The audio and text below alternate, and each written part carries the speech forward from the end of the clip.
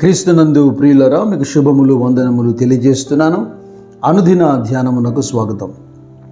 ఆదికాండము 28వ అధ్యాయం ఈ దినం మన ధ్యానాంశంగా ఉంది.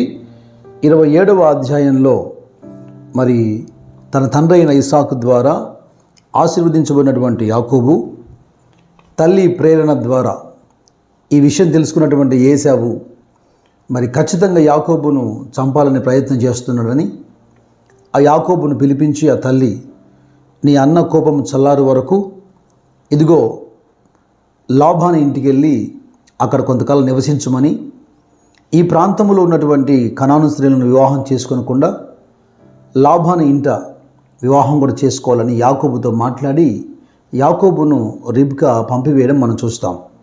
ఆదికాండము 28వ అధ్యాయము 10వ వచనం నుంచి మీరు గమనించండి.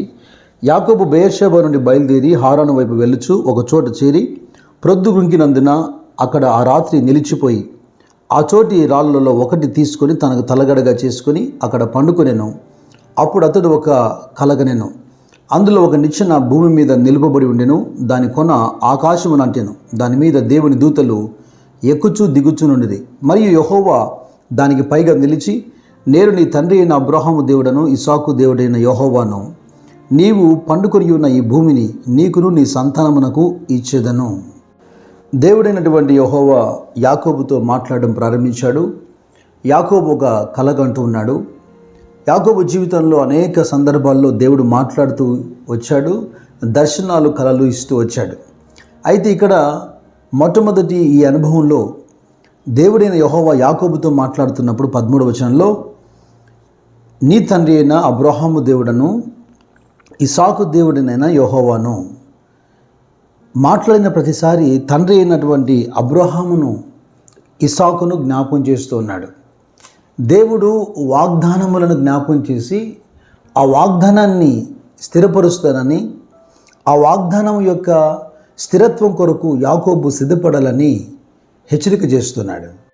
ఇవ్వబడినటువంటి వాగ్దానము అయితే దాన్ని స్వాధీనపరచుకోవాల్సినటువంటి బిడ్డలు ఎవరైతే ఉన్నారో వాళ్ళ జీవితంలో ఎలాగ ఇష్టానుసారంగా బ్రతికినా ఆ వాగ్దానం వారికి దొరుకుతుందని కాదు, కానీ అందుకే దేవుడు తన ప్రణాళికను యాకోబు ముందుంచాడు.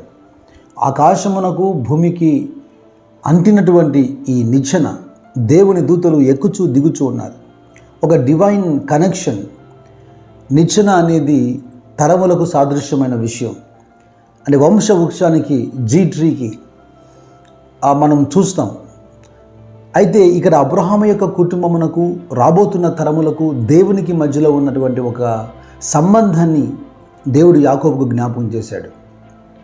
అంత మాత్రమే కాకుండా నిచ్చెన అనేది ఎప్పుడైనా అది ఒక ఎత్తైన స్థలానికి ఎక్కేందుకు ప్రయోజనకరంగా ఉంది కనుక రాబోతున్న కాలంలో దేవుడు యాకోబు జీవితంలో చేయబోతున్నటువంటి ఆ గొప్ప కార్యాలను కూడా సూచిస్తుంది. అబ్రహాము విధేయుడయ్యాడు కనుక అబ్రహాంకి ఇచ్చిన వాగ్దానాన్ని బట్టి తన పిల్లలతో దేవుడు మాట్లాడుతూ వచ్చాడు, వారిని దీవిస్తూ వచ్చాడు. అపోస్తలుడైన పౌలు ఎఫెసీయులతో మాట్లాడుతున్నప్పుడు మొదటి అధ్యాయంలో 3వ వచనంలో ఇలా రాస్తున్నాడు, మన ప్రభు అయిన యేసుక్రీస్తు యొక్క తండ్రి యొక్క దేవుడు స్తుతింపబడును గాక. ఆయన క్రీస్తునందు పరలోక విషయంలో ఆత్మ సంబంధమైన ప్రతి ఆశీర్వాదమును మనకు అనుగ్రహించాడు. మనం ఆశీర్వాదానికి వారసులమా? దైవ దీవెనలకు మనకు అర్హత, యోగ్యత ఉన్నదా? అయితే అబ్రహాము ఎలాగా విధేయుడయ్యాడో, తద్వారా తన పిల్లలు ఎలాగా దేవుని ద్వారా దీవించబడ్డారో యేసుక్రీస్తు యొక్క విధేయతను బట్టి, అందుకే హెబ్రీ గ్రంథకర్త అంటాడు కదా, తన కుమారుడుగా ఉన్నప్పుడు ఆయన కూడా విధేయత నేర్చుకొని ప్రార్థించి తండ్రి ద్వారా అంగీకరించబడ్డాడు కనుక ఆయన ద్వారా పరసంబంధమైన ప్రతి ఆశీర్వాదము మనకి ఇప్పుడు లభించుచూ ఉన్నది. ఇక ఆదికాండము 28వ అధ్యాయం 15వ వచనం మనం చూస్తే, దేవుడైన యెహోవా యాకోబుతో మాట్లాడుతూ, ఇదిగో నేను నీకు తోడై ఉండి నీ వెళ్ళు ప్రతి స్థలమందు నిన్ను కాపాడుచు ఈ దేశమునకు నిన్ను మరలా రప్పించదను. నేను నీతో చెప్పిన నెరవేర్చే వరకు నేను విడవనని చెప్పగా. యాకోబు జీవితంలో అనేక రకములైనటువంటి మజిలీలు మనం చూస్తాం. దాదాపుగా 21 సంవత్సరాలు లాబాను ఇంట యాకోబు కొలువు చేశాడు. పలుమార్లు యాకోబు ద్వారా మోసగించబడ్డాడు. ఎన్నో కుట్రలు కుతంత్రాలు జరిగాయి. అయినను దేవుడు యాకోబును వృద్ధి కలగజేస్తూ వచ్చాడు. ఒక రోజున లాబాను చేతిలో నుంచి విడిపించి తిరిగి తన వాగ్దానం ఇచ్చినటువంటి స్థలానికి తీసుకుని వచ్చాడు. నా ప్రియ సహోదరి సహోదరులారా, కీర్తనకారుడు 121వ కీర్తనలో ఇలా రాస్తూ ఉన్నాడు, 4-5 వచనాలు మనం గమనిస్తే, ఇజ్రాయేలును కాపాడువాడు కొనుకడు, నిద్రపోడు. యెహోవాయే నిన్ను కాపాడువాడు. నీ కుడి పక్కన యెహోవా నీకు నీడగా ఉండును. పగలు ఎండ దెబ్బైన నీకు తగలదు, రాత్రి వెన్నెల దెబ్బైన నీకు తగలదు. ఏ అపాయము రాకుండా యెహోవా నిన్ను కాపాడును. ఇజ్రాయేలును కాపాడువాడు కొనుకడు. యాకోబుకు దేవుడు వాగ్దానం ఇచ్చాడు. ఇలాగా రాత్రింబవళ్ళు యాకోబు జీవితంలో ఎన్నో జరిగిపోయాయి. ఆధ్యాత్మికంగా నేను మాట్లాడుతున్నాను. అయితే దేవుడు కాపాడుతూ వచ్చాడు. ఆయన కునికి నిద్రపోయేవాడు కాదు. కేవలం ఇది యాకోబుకు మాత్రమే వాగ్దానం కాదు, కానీ యాకోబు అంటే ఇజ్రాయేల్కి మాత్రమే కాదు, కానీ అబ్రహాం సంతానముగా క్రీస్తును అంగీకరించినటువంటి ఆధ్యాత్మికమైనటువంటి ఇజ్రాయేల్గా పిలువబడే మన జీవితంలో కూడా ఆ వాగ్దానం ఆయన ఎన్నడూ కొనకడు, నిద్రపోడు, నిరంతరము నిన్ను నన్ను కాపాడువాడు. అయితే ఇలాగా ఎప్పుడైతే దేవుడు యాకోబుతో మాట్లాడాడో, యాకోబు నిద్ర నుంచి మేలుకొని ఒక మాట పలుకుతున్నాడు. చూడండి 16వ వచనంలో, యాకోబు నిద్ర తెలిసి నిశ్చయముగా యెహోవా ఈ స్థలమందున్నాడు, అది నాకు తెలియకపోయాను అనుకొని, ఈ స్థలం ఎంతో భయంకరము, ఇది దేవుని మందిరమే కానీ వేరొకటి కాదు, పరలోకపు గవిని ఇదే అనుకొనెను. యాకోబు లాగానే మనందరి జీవితాల్లో కూడా ఒక ఏమారుపాటు లేదా మైమరిచిపోతూ ఉంటాం. దేవుని యొక్క మందిరానికి వెళ్ళినప్పుడు మాత్రమే దేవుని సన్నిధి లేదా దేవుడు ఉన్నాడు అన్నట్టుగా కొందరు ప్రవర్తిస్తుంటారు. ఇక వార దినాల్లో దైనందిన జీవితంలో దేవుడు ప్రతి క్షణం వారితో ఉన్నాడు, వారిని గమనిస్తున్నాడు అన్నటువంటి ఆ భావన, ఆ భయం కొందరిలో కనపడదు. అందుకే 139 కీర్తనలో 7-12 వచనాలు, నీ ఆత్మ యుద్ధ నుండి నేను ఎక్కడికి పోదును, నీ సన్నిధి నుండి నేను ఎక్కడికి పారిపోదును, నేను ఆకాశమునకు ఎక్కినను నీవు అక్కడను ఉన్నావు, నేను పాతాళమందు పండుకున్నను నీవు అక్కడను ఉన్నావు, నేను వేకువ రెక్కలు కట్టుకొని సముద్ర దిగంతములో నివసించినను అక్కడను నీ చేయి నన్ను నడిపించును, నీ కుడి చేయి నన్ను పట్టుకొనను, అంధకారము నన్ను మరుగు చేయును, నాకు కలుగు వెలుగు రాత్రి వలె ఉండును అని నేను అనుకునేడలా, చీకటైనను నీకు చీకటి కాకపోవును, రాత్రి పగటి వలె నీకు వెలుగుగా ఉండును, చీకటియు వెలుగును నీకు ఏకరీతిగా ఉన్నాయి. ఇక్కడ ఈ కీర్తనకారుడు ఏమని వివరిస్తున్నాడంటే, దేవుని యొద్ద నుండి ఎక్కడికి మనం పారిపోలేం, ఎక్కడా దాక్కోలేం. ఆయన ఆత్మ నుండి ఎక్కడ మనము దాక్కునే అవకాశం లేదు. అన్ని చోట్ల సర్వాంతర్యమైన దేవుడు ఆవరించి ఉన్నాడు. కనుక ఆయా సందర్భాల్లో మనం కూడా అలాగా ఏమార్పాటుగా ఉండకుండా ప్రతి నిత్యము ఆయన సన్నిధి మనతో ఉన్నది, ఆయన మనతోనే ఉన్నాడు, మనల్ని గమనిస్తూ ఉన్నాడు అన్న భయాన్ని మనం కలిగి ఉండాలి. అయితే యాకోబు తాను తలగడగా ఉంచుకున్నటువంటి ఆ రాతిని తీసి స్తంభముగా నిలిపి దాని కొన మీద నూనె పోసి ఆ స్థలమునకు బేతేలు అని పేరు పెడుతున్నాడు. బేతేలు అనగా దేవుని యొక్క మందిరము అని మనం చూస్తాం కదా. లేవియాకాండం 8వ అధ్యాయంలో 10వ వచనం నుండి గమనిస్తే, మరియు మోషే అభిషేక తైలము తీసుకొని మందిరమును దానిలోనున్న సమస్తమును అభిషేకించి వాటిని ప్రతిష్ఠించెను.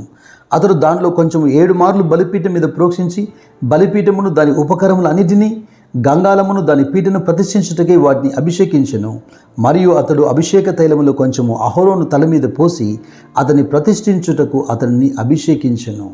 చాలా ప్రాముఖ్యమైన విషయం ఏంటంటే, దేవుని మందిరం నిర్మించబడినప్పుడు మోషే మందిరములో ఉన్నటువంటి ఉపకరణములు అన్నిటినీ అభిషేక తైలము పోసి అభిషేకించి వాటిని దేవుని యొక్క పని కొరకు ప్రతిష్ఠిస్తూ ఉన్నాడు.